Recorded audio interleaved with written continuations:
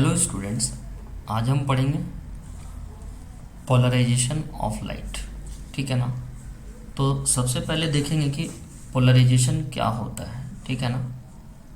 तो पोलराइजेशन क्या होता है ये देखिए, जैसे कि इसको कैसे डिफाइन किया गया। Polarisation of light is a property, ये एक प्रॉपर्टी है। किस तरह का प्रॉपर्टी है? That applies to turning waves, turning waves में अप्लाई होता है। That shows the geometrical booming of the oscillations. मतलब कि जो पोलराइजेशन है वो ऐसी प्रॉपर्टी है जिसमें वेव क्या होता है, टर्न हो जाता है। जो वेव्स होता है टर्निंग वेव्स में अप्लाई होता है। अगर वेव को टर्न करना है तो हम पोलराइजेशन फेनोमेनन करवाएंगे। ठीक है ना। ये जितना भी है ना, इंटरफ्रेंस है, डिफ्रैक्शन है, रिफ्लेक्शन है, रिफ्रैक्शन है, ये सभी क्या है? लाइट का इंसिडेंट है, लाइट का फेनोमेनन है। ठीक है ना। अब हमें देखना है कि टर्निंग वेव्स क्या होता है। ठीक है ना। यहाँ पर एक नया टर्म आया है टर्निंग वेव के पहले, मतलब दो टर्म हमारे पास यहाँ पर नया नया टर्म है। ठीक है। एक आप यहाँ पर देख सकते हैं कि टर्निंग वेव्स है और दूसरा आपका है ज्योमेट्रिकल बूमिंग। तो ज्योमेट्रिकल बूमिंग का मतलब आपको यहाँ पे समझाता हूँ। जैसे यहाँ पर देखिए, ये आपका लाइट सोर्स है। ठीक है ना। ये क्या है? लाइट सोर्स है और ये आपका लाइट का बीम है। तो लाइट बीम जो होती है इसमें इस तरह से आप देख सकते हैं कि ऐसे, मतलब बहुत सारा ये सर्किल बन रहा है ऐसे। तो आपको यहाँ पर अगर ध्यान से देखोगे तो इसमें कई सारा। अब यहाँ पर हमने क्या किया, एक पोलराइज़र लगा दिया। पोलराइज़र एक ऐसा डिवाइस होता है जो लाइट को क्या करता है, पोलराइज्ड होता है। मतलब कि इसके पहले ये जो ब्लू वाला स्लिट के जैसा आप इसको बोल सकते हो, इसके पहले ये जो लाइट है ये इसको हम बोलते हैं यूपीएल। यूपीएल का मतलब होता है अनपोलराइज्ड लाइट। और इधर जो है आपका पीएल है, पीएल मतलब पोलराइज्ड लाइट। तो पोलराइजर एक ऐसा डिवाइस होती है जो अनपोलराइज्ड लाइट को पोलराइज्ड लाइट में कन्वर्ट करती है। ठीक है ना। अनपोलराइज्ड लाइट को पोलराइज्ड लाइट में कन्वर्ट करती है। तो सोर्स से जो भी लाइट निकल रही है उसकी जो बीम है, उस बीम के सामने अगर हम एक पोलराइजर को लगा देंगे तो ये जो वेव्स है वो वर्टिकली पोलराइज्ड लाइट वेव्स हो जाएगा। ये कैसा हो जाएगा? ये वर्टिकली पोलराइज्ड लाइट वेव्स हो जाएगा। ओके। नेक्स्ट हम देखेंगे in turning wave, in a turning wave the way of oscillation is 90 degree of the motion of the plane of the wave.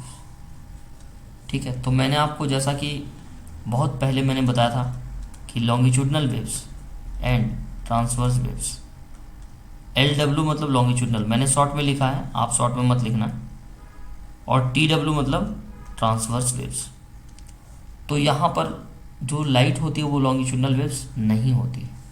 Light कैसा वेव्स होती है? Transverse waves. तो जो transverse wave होती है उसका जो वाइब्रेशन का डायरेक्शन होता है ना, इसका होता है डायरेक्शन ऑफ मोशन, कह सकते हो। Direction of motion is perpendicular to the vibration, या फिर कह सकते हैं कि vibration is directly proportional to the direction of motion, या कह सकते हैं कि direction of vibration is perpendicular to the direction of motion. तो वेव चल रही है ऐसे, लेकिन वाइब्रेट कैसे होगी? ऐसे होगी, ऐसे होगी, ऐसे होगी, और या फिर ऐसे होगी, या फिर ऐसे होगी, है ना। तो इसे हम बोलते हैं आपका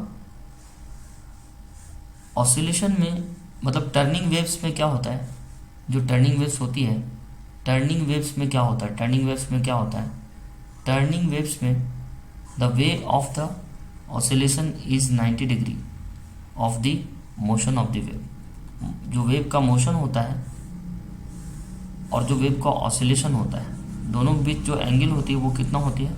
90 डिग्री होती है। तो हम यहाँ पर लिखेंगे plane polarised light has the two waves in which the way of vibration is similar for all waves. मतलब प्लेन पोलराइज्ड लाइट हम उसको बोलते हैं जिसमें ऑसिलेशन का जो वाइब्रेशन का जो रास्ता होता है, वे ऑफ वाइब्रेशन मतलब वाइब्रेशन का रास्ता है ना, ये किसके सिमिलर होता है? All waves. Plane polarised has to waves in which, तो जो प्लेन पोलराइज्ड लाइट होता है उसको पीपीएल शॉर्ट में बोलते हैं, पीपीएल। प्लेन पोलराइज्ड लाइट को शॉर्ट में बोलते हैं पीपीएल। पीपीएल मतलब देखो, पी मतलब प्लेन, अगेन पी मतलब पोलराइज्ड और एल मतलब लाइट। तो पीपीएल जो होता है उसके पास दो वेव्स होते हैं। कितने वेव्स होते हैं? दो वेव्स होते हैं। उसमें क्या होता है? टू वेव्स में the way of vibration is similar to the is similar for all waves. उसको होता है इन सर्कुलर पोलराइजेशन। मतलब कि जो पोलराइजेशन होती है उसके भी टाइप्स होते हैं। एक प्लेन पोलराइज्ड लाइट हो गया, मतलब प्लेन पोलराइजेशन होगा सर्कुलर। तो in circular polarisation electric vector turns about the way of straight light as the waves progresses.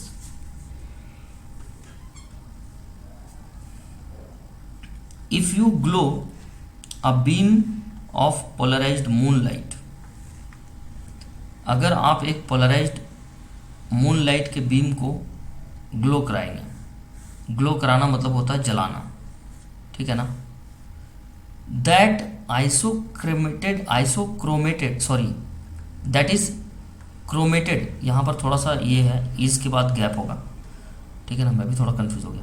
तो यहाँ पर इज के बाद chromated, that is chromated light. मतलब क्रोमेटेड लाइट क्या होता है? Light of only one frequency, उसे हम क्रोमेटेड लाइट बोलते हैं, ठीक है ना। In different words similar colour, मतलब सिमिलर कलर का लाइट लेंगे through a solution of metamorphic active substance. Metamorphic active substance.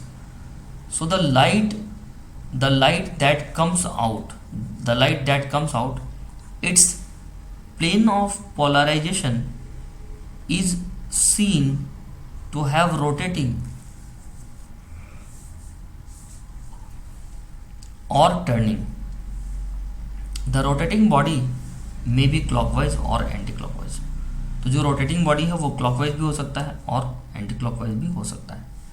यहाँ पर देखो, ये जो आपका पूरा ये जो लिखा हुआ है, ये थोड़ा सा टफ लैंग्वेज ऐसा आपको लग सकता है, लेकिन आपको पोलराइजेशन के बारे में अगर समझना है तो बस आपको इस डायग्राम से आप समझ सकते हो कि देख लीजिए, ये जो है पोलराइजर लगा हुआ है, तो इसके पहले यहाँ ये वाली जो लाइट है ये आपका अनपोलराइज्ड लाइट है। तो पोलराइजेशन क्या कर रहा है ये आपको यहाँ पर क्लियरली दिख रहा है। देख लीजिए दोनों का डायग्राम, इस डायग्राम और इस डायग्राम में, मतलब कि बिफोर एंड आफ्टर जो लाइट है दोनों में काफ़ी हद तक डिफरेंस है, ठीक है। इसको और अच्छे से समझने के लिए अगले स्लाइड में चलते हैं, ठीक है ना। Polarisation of transverse mechanical wave, polarisation of transverse mechanical waves. तो जो ट्रांसवर्स मैकेनिकल वेव्स है उसका पोलराइजेशन कैसे होता है, ठीक है। तो देखिए, मान लेते हैं कि नैरो स्लिट लिया हमने, तो यहाँ से अभी अगर इस स्लिट से एक रे ऑफ लाइट ऐसे पास करवा रहे हैं तो ये डायरेक्टली पास कर जा रही है। यहाँ पर हमने कुछ स्क्रीन ले लिया, कुछ भी ले लिया, फिर से हम एक नैरो स्लिट ले रहे हैं। अब वहाँ से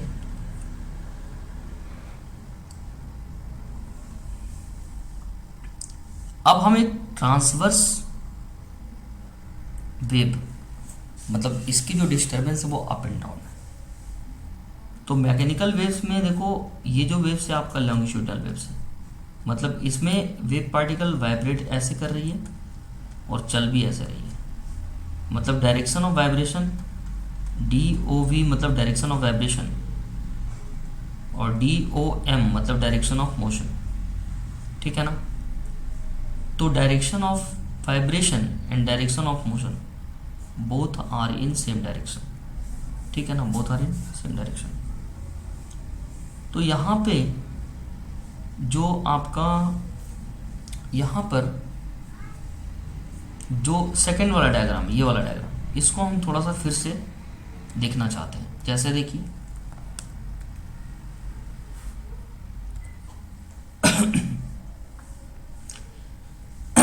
ये जो वेव है इसका वाइब्रेशन ऐसे था, DOV मतलब डायरेक्शन ऑफ वाइब्रेशन, और DOM भी ऐसे था, डायरेक्शन ऑफ मोशन। लेकिन इस केस में देख लो ये DOM है, मतलब डायरेक्शन ऑफ मोशन, मतलब वेव चल रही है इस डायरेक्शन में, लेकिन वाइब्रेट कैसे कर रही है, इस डायरेक्शन में वाइब्रेट कर रही है, ऐसे ऐसे कर रही है वाइब्रेट, ऐसे ऐसे कर रही है वाइब्रेट, ऐसे ऐसे वाइब्रेट कर रही है। तो ऐसे ऐसे वाइब्रेट करते हुए चलेगी तो ऐसे ही चलेगी ना, तो ऐसे ही चलेगी, ऐसे चलेगी।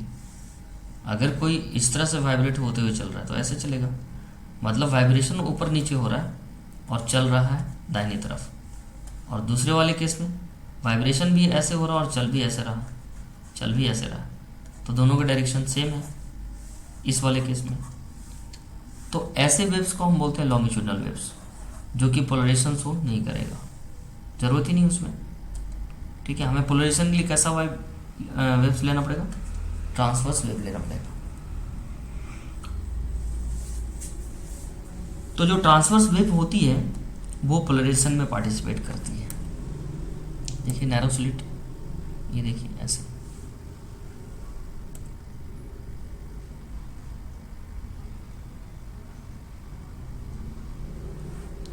तो देखिए अब यहाँ पर आप देख सकते होंगे कि जैसे इस वाले डायग्राम में, सेकंड डायग्राम में, ये डायग्राम 1 है, डायग्राम 2 है और ये डायग्राम 3 है। तो मैं बात कर रहा हूँ 2 एंड 3 के बीच। Diagram number 2 and diagram number 3 में जब इस स्लिट को हम ऐसे घुमा रहे हैं 90 डिग्री से,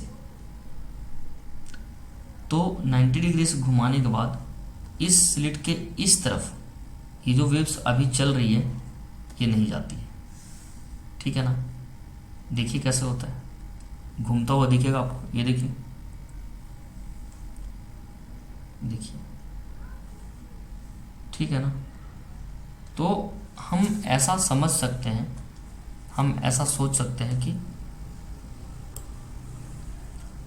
अभी हमें यहाँ पर ऐसा सोच सकते हैं कि जैसे 90 डिग्री जब हो गया, तो 90 डिग्री होने के बाद यहाँ से देखिए ये वेव ऐसे चल तो रही है, ये वेव ऐसे चल तो रही है, यहाँ से ऐसे चल रही है, लेकिन जाने के बाद यहाँ तक आने के बाद ये ऐसे हो जा रही है, ये ऐसे हो जा रही है।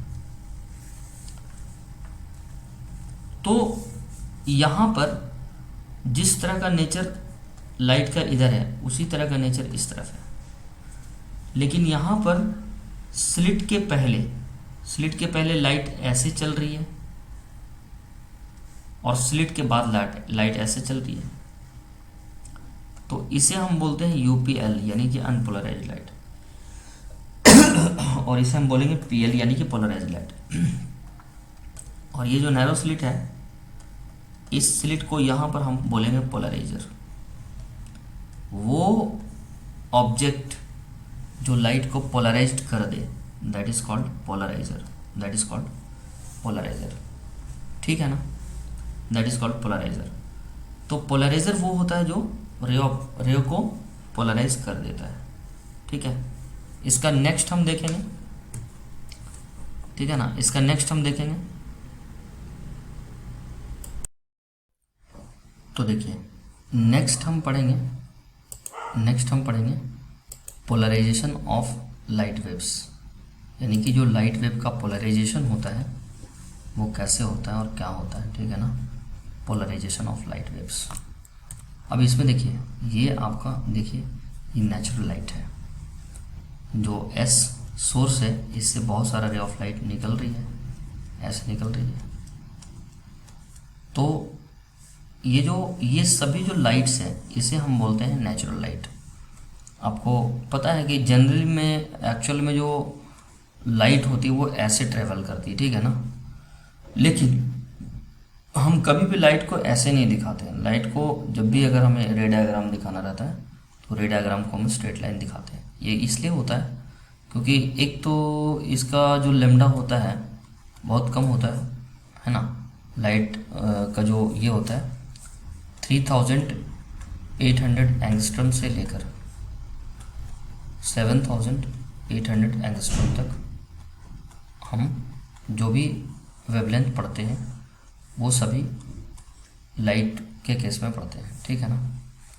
मतलब वेव ऑप्टिक्स में बेसिकली एकदम जो लेमडा के बारे में ही पूरा स्टडी होती है। लेमडा मतलब ये आपका वेवलेंथ ऑफ लाइट। तो 3800 एंगस्ट्रम लेमडा तो एक डिस्टेंस है, तो इसकी जो वैल्यू है वो कितनी है ज़रा सोचो। ये आपका हो गया आपका 3800। अब यहाँ पर एक चीज़ मैं आपको बताना चाहता हूँ कि ये जो डेटा है ना, ये डेटा अलग अलग बुक में आपको अलग अलग मिलेगा, ठीक है ना। किसी किसी बुक में आपको 4000 से 8000 मिलेगा, किसी किसी बुक में 3600 से 7600 या 7800 मिलता है। ऑन नेट एवरेज आप ऐसा मान लो कि 4K angstrom to 8K angstrom, आप ऐसा समझ लो 4K एंगस्ट्रम टू मतलब 4000 से 8000 एंगस्ट्रम तक। एंगस्ट्रम तो बहुत छोटी यूनिट है ना। इतना एंगस्ट्रम का मतलब कितना मीटर, 3800 इंटू 10⁻⁻10 मीटर। तो आप देखिए 10⁻⁻10 है। अगर देखोगे ना तो बहुत कम है ये, 0.00 मतलब बहुत कम है ये, बहुत कम है। इसको हम ऐसा लिख सकते हैं 38 इंटू 10⁻⁸ मीटर। अरे भाई तो ये बहुत कम हो गया ना, मतलब इतना कम हो गया। 1 मीटर समझ में आता है, 2 मीटर, यहाँ 10⁻⁸ है तो -8 है। अगर इसको सेंटीमीटर यहाँ पे ऐसे करोगे तो 0.38 इंटू 10⁻⁻6 मीटर लिख सकते हैं। फिर इसको सेंटीमीटर बदलेंगे तो 0.38 सेंटीमीटर लिख सकते हैं, सॉरी इंटू 10⁻⁴ सेंटीमीटर लिख सकते हैं। तो आप देख सकते हैं ये इतना मिलीमीटर से भी छोटा है भाई। मतलब जब वेव चलेगी तो यहाँ से ऐसे ऐसे चलेगी, तो जब देखोगे ना तो वो आपको ऐसे, अगर वे कोई वेव ऐसे ही चल रही है एकदम पूरा फास्ट चल रही है ऐसे, एक तो इसकी स्पीड भी बहुत ज़्यादा होती है, c velocity of light, c is called velocity of light, ठीक है ना। तो कुल मिलाकर ये समझ लीजिए कि ये जो वेव्स है ये आपका नेचुरल लाइट है। ये कैसा लाइट है, नेचुरल लाइट है। अब यहाँ पर देखिए, अब वेव का जो रिप्रेजेंटेशन ऑफ नेचुरल लाइट उसको हम ऐसे रिप्रेजेंट करते हैं, ऐसे रिप्रेजेंट करते हैं, ठीक है ना। तो नेक्स्ट है आपका, ये आपका हो गया पैरेलल टू दी प्लेन। तो ये जो प्लेन है, ऐसा प्लेन है, अगर होता ऐसा होता अगर प्लेन, ठीक है ना, तो इसके पैरेलल ही होता है। ऐसा अगर प्लेन होता तो इसके पैरेलल होता है। ऐसे है मतलब पैरेलल है। और अगर प्लेन ऐसा है और कोई चीज़ ऐसे चल रही है, ये परपेंडिकुलर हो जाएगा। यहाँ पर हम ये देखना है कि ये जो डॉटेड लाइन है, मतलब ये जो डॉट है रेड वाला, इसमें इसमें इसमें ये क्या रिप्रेजेंट कर रहा है, ये रिप्रेजेंट कर रहा है परपेंडिकुलर टू दी प्लेन। मतलब ये प्लेन के कैसे है, परपेंडिकुलर है, ठीक है ना। तो यहाँ से हम कह सकते हैं कि इन नेचुरल लाइट, जो नेचुरल लाइट होती है, millions of transverse vibration occurs, millions of transverse vibration occurs.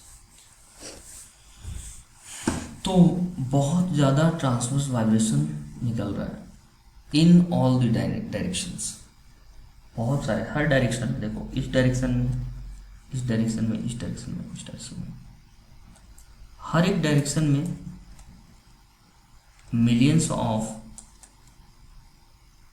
Transverse waves निकल रही है, मिलियंस ऑफ ट्रांसवर्स वेव निकल रही है। इधर भी मिलियंस ऑफ ट्रांसवर्स वेव, सब हर एक डायरेक्शन में, ठीक है ना। और वो जो है perpendicular to the direction of the propagation of the waves, मतलब ऐसे है। वेव का जो वाइब्रेशन का डायरेक्शन है वो ऊपर नीचे है, और वेव के चलने का डायरेक्शन, ये वेव मोशन इस डायरेक्शन में, इस डायरेक्शन में वेव मोशन है, और इस डायरेक्शन में ये DOV है, मतलब डायरेक्शन ऑफ वाइब्रेशन, और ये DOM है, मतलब डायरेक्शन ऑफ मोशन, ठीक है ना, ऐसा है। बट यहाँ पर क्या लिखा है कि बट फॉर कन्वीनियंस, कन्वीनियंस के लिए हम ऐसा मान लेते हैं, we can assume the rectangular component of the vibrations with one component lying on the plane of the diagram and the other perpendicular to the plane of the diagram। तो हम ऐसा अज्यूम करेंगे। कैसा अज्यूम करेंगे, ये देखिए हम कैसे अज्यूम करते हैं, ये देखिए। जैसे मान लेते हैं लाइट जो वेव्स होता है ना, जो लाइट वेव होता है, ये कैसा होता है, light waves are electromagnetic waves with electric and magnetic fields. यानी कि जो लाइट वेव्स होती है उसके पास इलेक्ट्रिक फील्ड भी होती है E एंड मैग्नेटिक फील्ड भी होती है B। E indicates for electric field, जो कि आप पढ़ चुके होंगे, and B indicates for magnetic field, B indicates for magnetic field, ठीक है ना। E फील्ड मतलब electric field and B field मतलब मैग्नेटिक फील्ड, या मैग्नेटिक को M फील्ड या मैग्नेटिक फील्ड ऐसा बोलेंगे। तो ये जो electric field and magnetic field है oscillating at right angles to each other, मतलब अगर इलेक्ट्रिक फील्ड ऐसे ऑसिलेट कर रही होगी तो मैग्नेटिक फील्ड ऐसे ऑसिलेट कर रही होगी। अगर हम इसे इलेक्ट्रिक फील्ड बोल रहे हैं तो इसे हमें मैग्नेटिक फील्ड बोलना पड़ेगा। और ये ऑसिलेट करते हुए फिर अब ये तो हो गया आपका। तो यहाँ पर जो लाइट होता है ना, जो लाइट होता है उसमें एक इलेक्ट्रिक फील्ड भी आ गया और एक मैग्नेटिक फील्ड भी आ गया, और दोनों फील्ड एक दूसरे के कैसे हैं, परपेंडिकुलर है। अगर इलेक्ट्रिक फील्ड इधर है तो मैग्नेटिक फील्ड ऊपर होगी, ऐसे ऐसे होगी वाई एक्सिस में, ठीक है ना। और वेव चलेगी ऐसे। या फिर अगर आपका ऊपर आप इलेक्ट्रिक फील्ड ले रहे हो और इस तरफ ले रहे हो मैग्नेटिक फील्ड, तो वेव के चलने का डायरेक्शन ऐसे होगा एक्स में। X is called motion of the wave. तो ध्यान रखिएगा, जो लाइट होता है उसमें तीनों एक दूसरे के परपेंडिकुलर होता है। यहाँ पर हम कह सकते हैं direction of propagation of wave, है ना। Therefore the light waves can be polarised.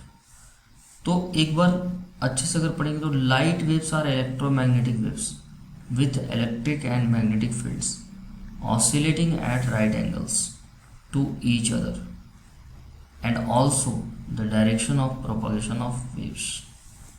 मतलब इनका कहने का मतलब ये है कि जो लाइट रेज होती है वो इलेक्ट्रोमैग्नेटिक वेव के जैसा होती है।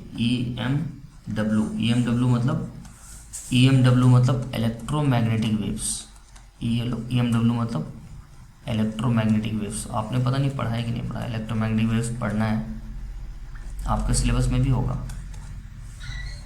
तो इलेक्ट्रोमैग्नेटिक जो भी वेव्स होता है उसमें इलेक्ट्रो मतलब इलेक्ट्रिक, मैग्नेटिक फील्ड मतलब ऐसा वेव्स जिसमें इलेक्ट्रिक फील्ड भी हो और मैग्नेटिक फील्ड भी हो एंड साथ ही साथ वेलोसिटी भी हो।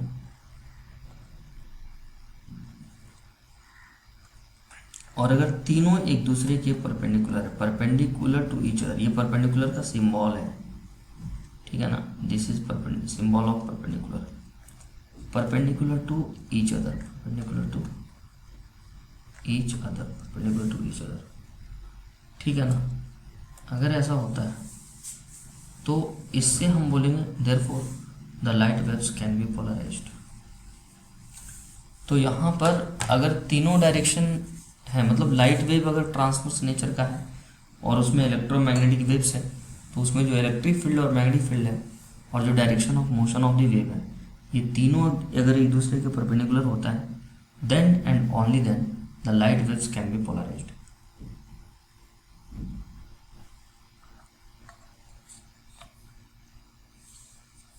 अगर ये तीनों एक दूसरे के परपेंडिकुलर नहीं है तो हम इसको पोलराइज नहीं कर सकते। So the next point is this, जैसे देखिए इसको हम बोल रहे हैं पोलराइजर। इस पोलराइजर का नाम लिया गया है टूरमालाइन क्रिस्टल।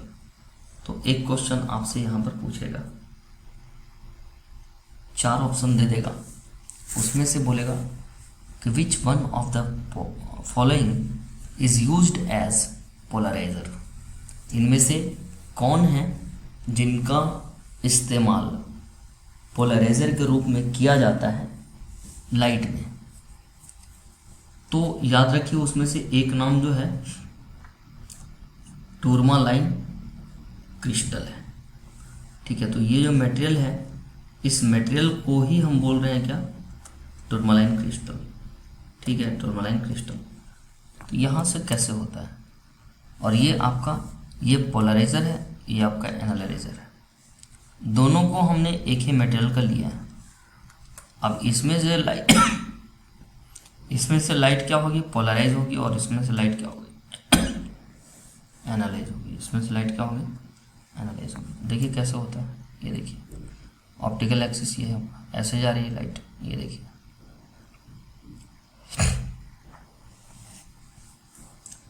तो ये अनपोलराइज्ड लाइट था, तो इसमें जो बीच में रेड वाला डॉट था, ये रेड वाला डॉट को इसने हटा दिया, प्लेन पोलराइज्ड लाइट।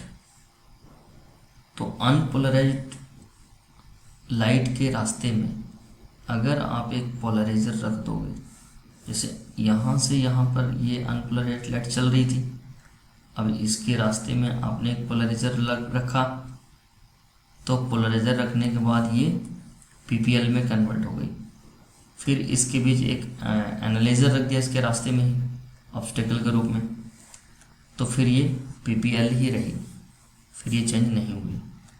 ठीक है ना, तो ऐसे करके हमें पढ़ना है। ठीक है, ये देखिए unpolarised light, plane polarised light and, अब देखो अभी अगर हम 90 डिग्री से इसको रोटेट करा दें, अगर इस पोलराइजर को हम ऐसे घुमा दें 90 डिग्री से, तो 90 डिग्री से घुमाने के बाद यहाँ पर कोई भी लाइट प्राप्त नहीं होती। नो लाइट मतलब no light will pass through this polariser. तो ये पोलराइजेशन इफेक्ट में हम क्या देखते हैं, कोई भी जो पोलराइजर होता है वो एक मटेरियल होता है, और उसमें क्या होता है कि जो अनपोलराइज्ड लाइट है उसको पोलराइजर क्या करता है, पोलराइज्ड लाइट में कन्वर्ट कर देता है। क्योंकि ये सब थ्योरेटिकल कॉन्सेप्ट है, तो इसलिए इससे जो क्वेश्चन पूछे जाएंगे वो भी थ्योरेटिकल ही पूछे जाएंगे। अभी तक मैंने जितना बताया इसमें से थ्योरेटिकल क्वेश्चन पूछे जा सकते हैं। ठीक है, तो बाकी नेक्स्ट देखते हैं क्या होता है। तो यहाँ पर हमने एक पोलराइजर लिया है और एक एनालाइजर लिया है। ठीक है, आप देख सकते हैं कि हमने एक पोलराइजर लिया है और एक एनालाइजर लिया है। तो यहाँ पर अगर इस तरह से एक वेवफ्रंट अगर इस तरह से पास होता है, अनपोलराइज्ड लाइट जिसे हम कहते हैं, तो ये जो है अगर यहाँ पर एक अनपोलराइज्ड यानी यूपीएल पास होता है, तो ये इसी तरह पास होते चला जाएगा, यहाँ पर कोई डिस्टरबेंस नहीं होगा। ठीक है ना। लेकिन अगर यहाँ से, अब जैसे देखिए यहाँ पर ये जो हमने ड्रॉ किया है, this is called plane of vibration. तो वाइब्रेशन का प्लेन कैसे है, वाइब्रेशन का प्लेन इस तरह से है। ठीक है ना, ऐसे है, यहाँ पर ऐसे है वाइब्रेशन का प्लेन, ये है वाइब्रेशन का प्लेन, ये आपका वाइब्रेशन का प्लेन है। तो अगर हम इसको, और ये आपका है प्लेन ऑफ पोलराइज्ड लाइट। ठीक है ना, तो ये आपका दोनों के बीच वाइब्रेशन और प्लेन पोलराइज्ड लाइट के बीच का जो एंगल है वो 90 डिग्री है। तो यहां से हम ऐसा कह सकते हैं कि व्हेन अनपोलराइज्ड लाइट, जब एक अनपोलराइज्ड लाइट, ये अनपोलराइज्ड लाइट है, is incident on the polariser, जब एक अनपोलराइज्ड लाइट एक पोलराइजर के ऊपर इंसिडेंट होता है, तो उस समय क्या होता है, the vibrations parallel to the crystallographic axis are transmitted. तो जो वाइब्रेशंस होता है, ये जो वाइब्रेशंस है और ये क्रिस्टलोग्राफी के पैरेलल है। वाइब्रेशंस कैसे है, वाइब्रेशंस आपका इस तरह से है, इस तरह से है, इस तरह से है, और ये है आपका क्रिस्टलोग्राफी भी इस ऐसे ही है। तो ये दोनों एक दूसरे के पैरेलल है, ठीक है ना, ये दोनों एक दूसरे के पैरेलल है। तो हम कह सकते हैं the vibration parallel to the crystallographic axis are transmitted and those perpendicular to the axis are absorbed, है ना। तो यहां से जब ये पोलराइजर से पास होता है और फिर एनालाइजर से पास होता है, तो एनालाइजर क्या होता है कि इसको ये एब्जॉर्ब कर लेता है, इसको, ये जो 90 डिग्री पे है ना, जिसे हम प्लेन ऑफ पोलराइजेशन कहते हैं, उसको ये एब्जॉर्ब कर लेता है। Therefore the transmitted line is plane, यानी कि लिनियरली पोलराइज्ड। तो यहां पर जो ट्रांसमिटेड लाइट है वो क्या हो जाएगा, लिनियरली पोलराइज्ड हो जाएगा, ठीक है ना। Next, the plane which contains the crystallographic axis, वो प्लेन जिस प्लेन में क्रिस्टलोग्राफिक एक्सिस है, and vibrations transmitted from the polariser is called plane of vibration. Plane of vibration किसे कहते हैं, प्लेन ऑफ वाइब्रेशन, यानी कि ये जो कलर है डिफरेंट कलर का, ये हम इसे बोल रहे हैं, सॉरी, ये जो है ये वाला बोल रहे हैं प्लेन ऑफ वाइब्रेशन, ठीक है ना। तो प्लेन ऑफ वाइब्रेशन उसे कहते हैं जिस प्लेन में क्रिस्टलोग्राफिक एक्सिस एंड जो रे चल रही है उसका वाइब्रेशन, ये दोनों जिस प्लेन में एग्जिस्ट करता है उसे हम बोल रहे हैं प्लेन ऑफ वाइब्रेशंस, उसे हम बोल रहे हैं प्लेन ऑफ वाइब्रेशंस, ठीक है ना। तो ये चीज है।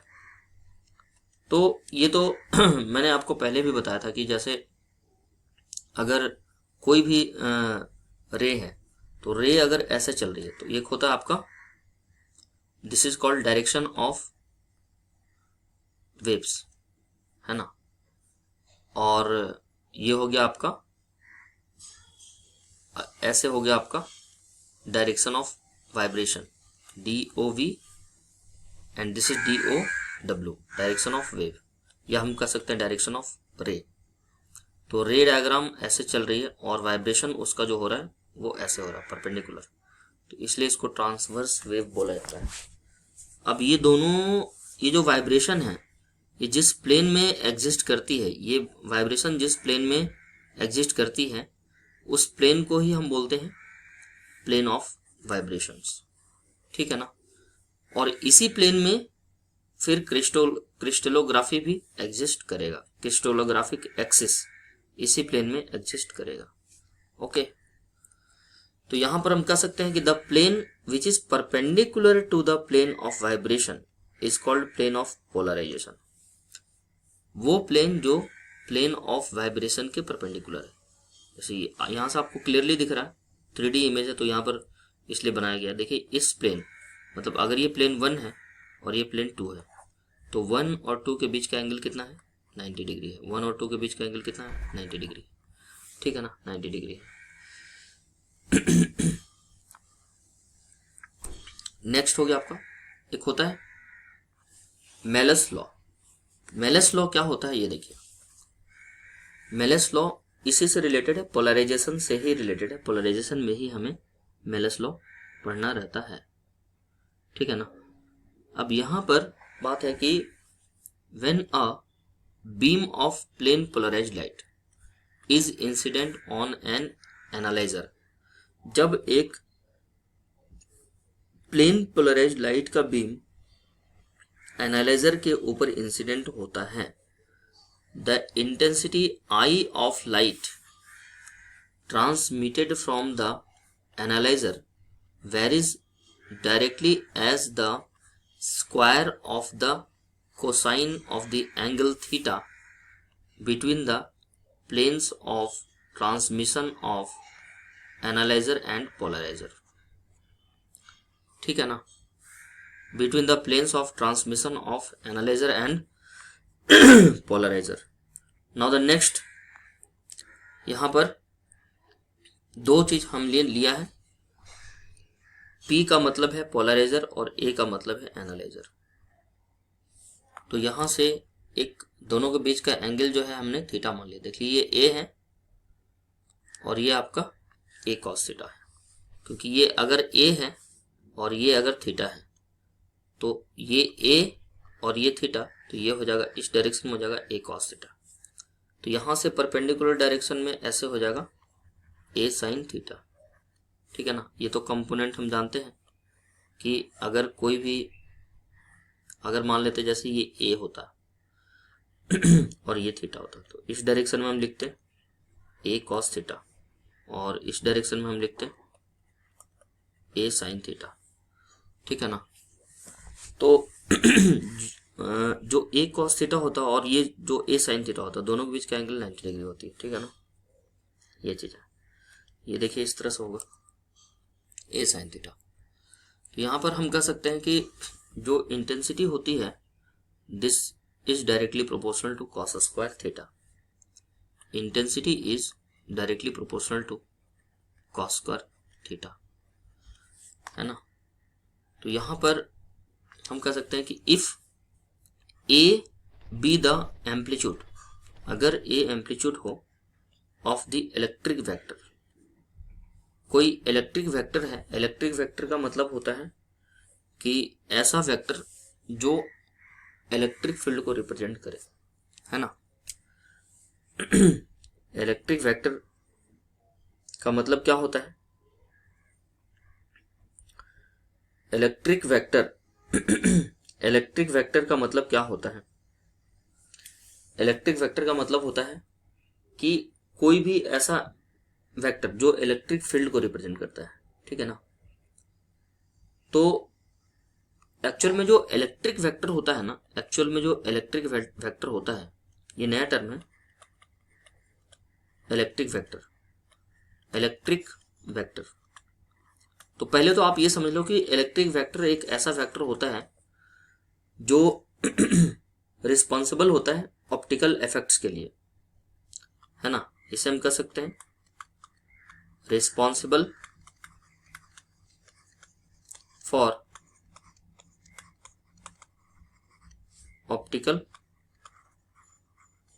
इफेक्ट्स, EFFECT, है ना, इफेक्ट्स। और ये ऑप्टिकल इफेक्ट्स किसके कारण होता है? Due to EM wave. EM wave मतलब इलेक्ट्रोमैग्नेटिक वेव्स, EMW मतलब इलेक्ट्रोमैग्नेटिक वेव्स, ठीक है ना। तो इलेक्ट्रिक वेक्टर को दूसरा नाम भी है, इसे हम लाइट वेक्टर भी कहते हैं। इलेक्ट्रिक वेक्टर को लाइट वेक्टर भी कहा जाता है। तो अगर आपसे कोई पूछे कि व्हाट इज इलेक्ट्रिक वेक्टर, तो आप सिंपली बताइएगा कि electric vector is a mathematical description, है ना, of the magnitude and the direction of the electric field, ठीक है ना। इलेक्ट्रिक वेक्टर वो वेक्टर होता है, इलेक्ट्रिक फील्ड वेक्टर वैसा वेक्टर होता है जो रिप्रेजेंट करता है डायरेक्शन ऑफ इलेक्ट्रिक फील्ड को और उसकी मैग्नीट्यूड को। तो इलेक्ट्रिक वेक्टर को इस चैप्टर में लाइट वेक्टर भी कहते हैं। इलेक्ट्रिक वेक्टर को इस चैप्टर में लाइट वेक्टर भी कहते हैं। तो हम ऐसा देख, फिर से इसको पढ़ते हैं। If A be the amplitude of the electric vector, कोई इलेक्ट्रिक वेक्टर चल रही थी, है ना, कोई इलेक्ट्रिक वेक्टर है जिसका एम्पलीट्यूड ए है, जो कि ट्रांसमिटेड बाय पोलराइजर है, जिसे पोलराइजर से ट्रांसमिट किया जा रहा है, then only the component A cos theta, only the component A cos theta will be transmitted by the analyzer, है ना, will be the transmitted by the analyzer। तो यहाँ पर एनालाइजर के द्वारा उसको क्या किया गया? ट्रांसमिट किया गया। Now the next point, intensity of transmitted light from the analyser is.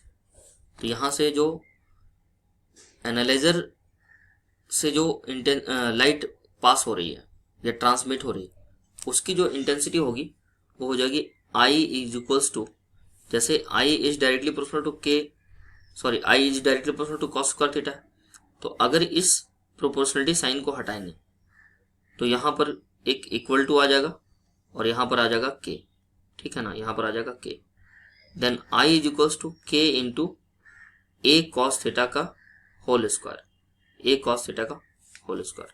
तो हम कह सकते हैं कि जो आई है वो आपका K into a square into cos square theta है, ठीक है ना। तो यहां से हम कह सकते हैं, यहां पर के इज ए कांस्टेंट हो जाएगा, आई इक्वल्स टू यहां पर हो गया आई नॉट कॉस स्क्वायर थीटा। तो अब ये जो आई नॉट है इसकी वैल्यू हम क्या लिख रहे हैं, यहाँ पर आई नॉट की वैल्यू लिख रहे हैं के into a square, I not की वैल्यू लिख रहे हैं के इंटू ए स्क्वायर, ठीक है ना। तो यहां पर हम लिख सकते हैं कि where I nought is equals to K a square and is the intensity of light transmitted from the polariser, intensity of light transmitted from the polariser, ठीक है ना, ये हो गया। यहां पर अब इसके केसेस अलग अलग हो जाएंगे। अगर हमने थीटा 0 डिग्री लिया या फिर 180 डिग्री लिया तो दोनों ही केस में इंटेंसिटी का जो मैग्नीट्यूड होगा वो I is equals to I nought, क्योंकि अगर आप इस थीटा को 0 डिग्री कर दोगे तो कॉस 0 डिग्री क्या होता है, 1 होता है, तो ये हो जाएगा आपका 1 का स्क्वायर 1। तो यहां पर केस 1 में अगर हमने किया I equals to sorry theta equals to 0 degree या फिर 180 डिग्री, तो ऐसे केसेस में जो आई होगी वो के ए स्क्वायर के बराबर हो जाएगी। तो के ए स्क्वायर को हम क्या बोल रहे हैं, के ए स्क्वायर को हम क्या बोल रहे हैं, इसको हम बोल रहे हैं आई नॉट, तो यहाँ पर आई इक्वल्स टू आई नॉट हो जाएगा। या फिर आप इस इक्वेशन से भी डायरेक्ट समझ सकते हैं कि अगर यहाँ पर थीटा इक्वल्स टू 0 डिग्री हुआ तो कॉस 0 1 हो जाएगा, तो कॉस 0 अगर 1 हो जाएगा है ना, तो आई इक्वल्स टू आई नॉट हो जाएगा। और वही चीज होगा 180 डिग्री के केस में। उसी तरह से केस 2 है, अगर थीटा 90 डिग्री हुआ, मतलब कि ये जो थीटा है इस थीटा की बात की जा रही है, अगर ये थीटा 90 डिग्री हो गया तो उस समय आई की वैल्यू क्या हो जाएगी, इंटेंसिटी की वैल्यू 0 हो जाएगी, उस समय आई की वैल्यू क्या हो जाएगी, 0 हो जाएगी। तो यहाँ पर केस 3 में क्या है, when unpolarised light is incident on the analyser the intensity of the transmitted light is 1/2 of the intensity of incident light since the value of cos square theta is 1/2। यहां पर ये बोला जा रहा है कि अगर एक अनपोलराइज्ड लाइट है उसको अगर हम एनालाइजर के ऊपर इंसिडेंट करा रहे हैं तो उस समय जो ट्रांसमिटेड लाइट होगी उसकी जो इंटेंसिटी होगी वो 1/2 of the intensity of incident light हो जाएगी, है ना। और ऐसा क्यों होगा, क्योंकि जो cos स्क्वायर थीटा है उसकी वैल्यू हो जाएगी 1/2, ठीक है ना, cos स्क्वायर थीटा की वैल्यू हो जाएगी 1/2। ओके, अब देखिए, अब जो है पोलराइजेशन बाई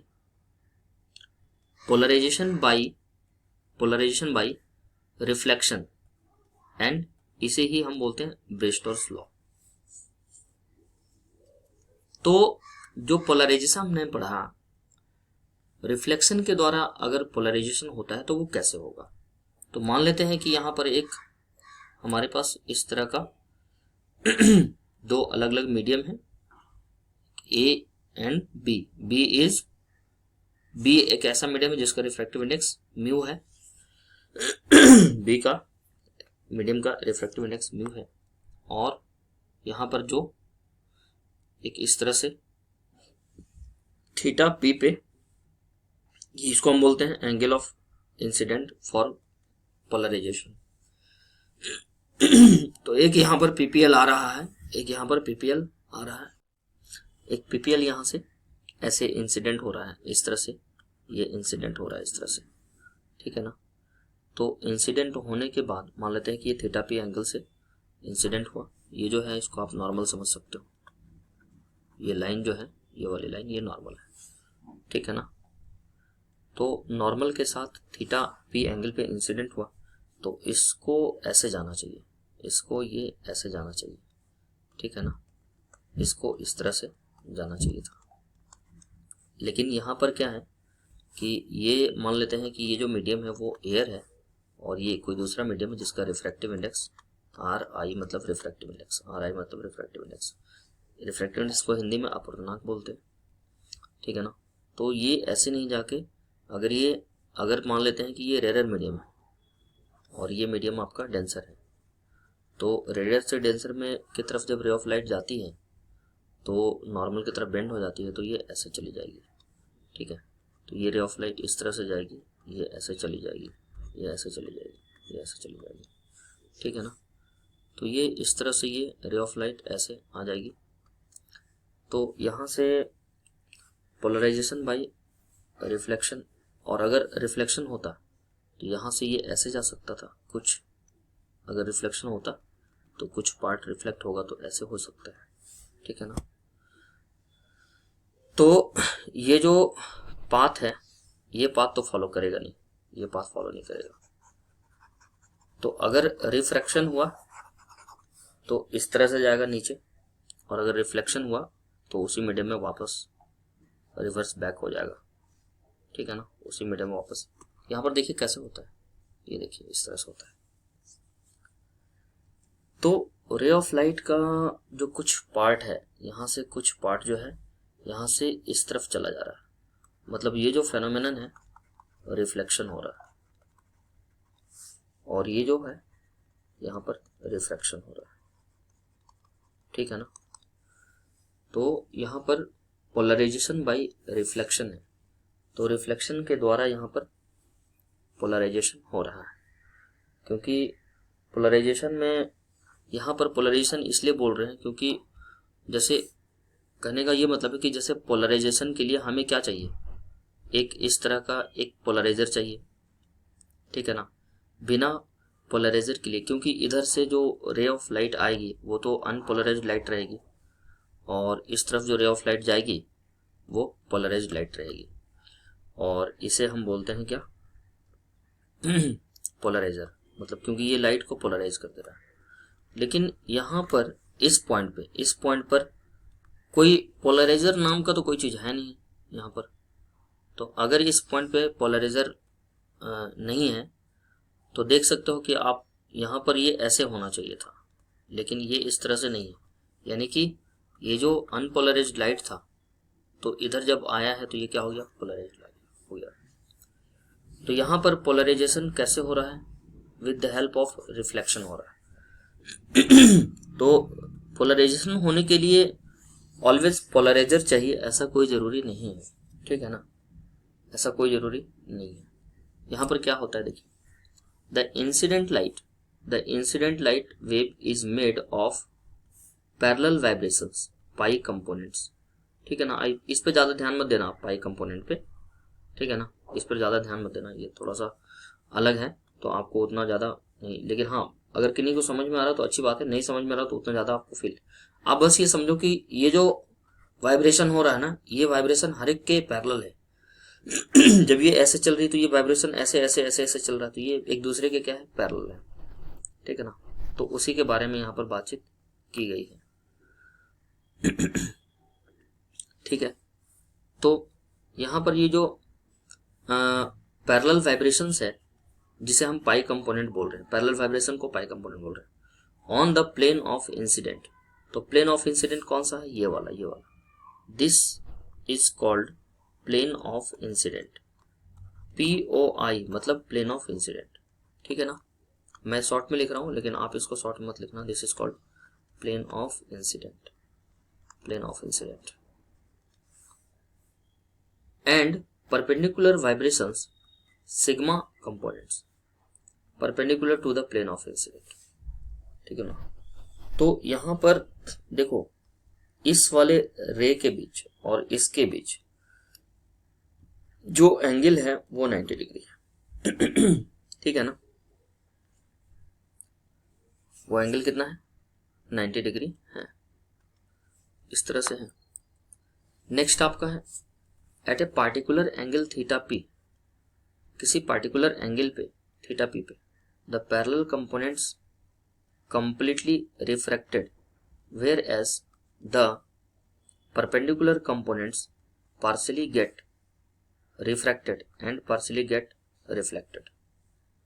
मतलब जो पैरेलल कंपोनेंट होगी उसे हम क्या करेंगे, पार्शियली रिफ्रैक्टेड, मतलब यहाँ से जो है ना किसी पार्टिकुलर एंगल पे थीटा पी पे, ठीक है ना, theta P is particular angle, तो यहाँ पर पार्टिकुलर एंगल पर जो पैरेलल कंपोनेंट होगी वो कम्प्लीटली रिफ्लेक्ट हो जाएगी। तो पैरेलल कंपोनेंट क्या है, ये कम्प्लीटली रिफ्लेक्ट हो जाएगी, ठीक है ना। एंड जो परपेंडिकुलर कंपोनेंट है ना, वो पार्शियली गेट रिफ्रैक्टेड। तो पैरेलल कंपोनेंट और परपेंडिकुलर कंपोनेंट ये दो चीज का यहाँ पर कॉन्सेप्ट है ना। पैरेलल का मतलब होता है समांतर और परपेंडिकुलर का मतलब होता है लंबवत। तो ये देखो, ये जो कंपोनेंट है आपका, ये आप इसको ऐसे बोल सकते हो, रे ऑफ लाइट जैसे ऐसे जा रही है, ठीक है ना। तो ये हो गया आपका, ये पैरेलल हो गया। तो ये और ये सब कैसे है, ये सब इस रे के पैरेलल है, ठीक है ना। तो पैरेलल कंपोनेंट जो है, ये पैरेलल कंपोनेंट, ये सब ये क्या हो रहा है, रिफ्लेक्टेड हो रहा है। और जो परपेंडिकुलर कंपोनेंट है ये वाला, अब देखो इसके थोड़ी देर पहले मैं ये बोल रहा था कि ये पैरेलल है, ठीक है, लेकिन अब इसमें मेरे सेंटेंस में थोड़ा सा अंतर समझो। ये इसके पैरेलल है, फिर ये इसके पैरेलल है, फिर ये इसके पैरेलल है, तो ये सब एक दूसरे के पैरेलल है, वो सेंटेंस अलग है। और यहां पर ये जो लिखा हुआ है ये अलग है, ठीक है ना। तो आप ऐसे समझ लो कि इसको एक कंक्लूजन पे आते हैं और एक मतलब अच्छा से सेंटेंस से कैसे समझेंगे कि जैसे रे ऑफ लाइट ऐसे चल रही है, ठीक है ना। तो एक होता है इसके जो पार्टिकल्स होंगे ये ऐसे वाइब्रेट करेंगे, ठीक है ना, और चलेंगे ये ऐसे, ठीक है। तो अगर ये कहीं पर टकराती है तो टकराने के बाद जैसे ये पॉइंट था, ठीक है ना। तो यहां पर आप ऐसे समझो कि एक ये डायरेक्शन है और एक ये है, ठीक है ना, और रे ऑफ लाइट ऐसे चल रही है। तो ये जो पॉइंट है ये रे के पैरेलल है, तो जो पैरेलल थी उसका हो गया रिफ्लेक्शन, और ये जो वाइब्रेशन है ये परपेंडिकुलर है, किसके परपेंडिकुलर है, इस रे के परपेंडिकुलर है, ठीक है ना। तो इस रे के परपेंडिकुलर है, तो यहां पर जो परपेंडिकुलर था उसका हो गया रिफ्रैक्शन, इसका क्या हो गया, रिफ्रैक्शन हो गया। तो कुल मिलाकर ये आपका इस तरह से है, ठीक है ना। नेक्स्ट बोला कि दैट इज, अर्थात reflected components are all in perpendicular plane of vibration and hence plane polarised light. तो जो रिफ्लेक्टेड कंपोनेंट्स है वो सभी क्या है, perpendicular to the plane of vibration. तो प्लेन ऑफ वाइब्रेशन कैसे है, प्लेन ऑफ वाइब्रेशन इस तरह से है, ऐसे है, ये है आपका प्लेन ऑफ वाइब्रेशन। और इसके परपेंडिकुलर ड्रॉ करोगे तो पिछले डायग्राम में आपको जाना पड़ेगा, ऐसे ये वाला, ये देखिए यहाँ पर हमने ये वाला प्लेन हमने बताया था ना, ये वाला, तो ये उसी चीज का वहां पर जिक्र किया गया, इसी चीज का, इसका इस वाले पोर्शन का यहाँ पर जिक्र किया गया। तो ये जो ब्लू एरो है ये रिप्रेजेंट कर रहा है वाइब्रेशन को, और जो ये आपका रेड एरो है ये रिप्रेजेंट कर रहा है मोशन को। आप ऐसा समझ सकते हो, ये मोशन को रिप्रेजेंट कर रहा है। तो यहाँ से हमें जो कंक्लूजन मिला है, कंक्लूजन हमें इस तरह का मिला है, ठीक है ना। तो यहाँ पर आप देख सकते हो कि ये जो थीटा पी है, और जो आर है, जो थीटा पी है और आर है, उन दोनों का जो सम है वो 90 डिग्री है। वो कितना है, 90 डिग्री है, 90 डिग्री है। वो कितना है, 90 डिग्री है।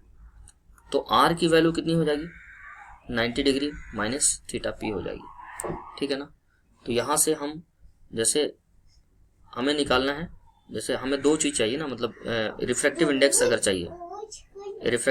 चाहिए, तो mu of B with respect to A equals to sine theta P by sine are.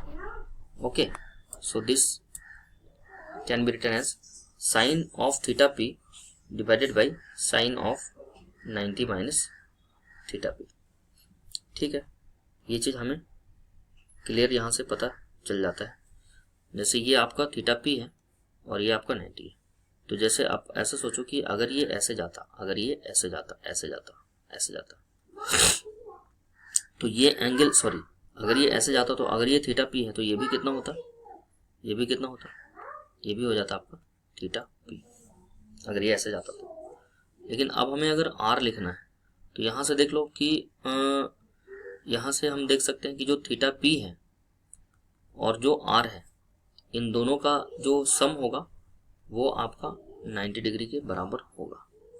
ठीक है ना, ये दोनों सम जो होगा वो 90 डिग्री के बराबर होगा, क्योंकि ये जो आर है ना, ये आर आप समझ लो कि इसके बराबर हो जाएगा। यहाँ पर थोड़ा सा मैंने कुछ गलत ड्रॉ कर दिया, एक मिनट को मैं बताता हूँ। जैसे ये आपका ये थीटा पी है, तो यहाँ से अगर हम ऐसे ये जाती, ऐसे जाती, तो ये इसके साथ, हाँ अब ठीक है, हाँ ठीक है, तो ये देखो, ये इस लाइन और इस लाइन के बीच में ये थीटा पी है पूरा, तो ये पूरा हो जाएगा कितना, थीटा पी हो जाएगा, ये पूरा हो जाएगा थीटा पी। और जैसे ये एंगल आर है ना, तो ये एंगल भी क्या हो जाएगा, आर हो जाएगा।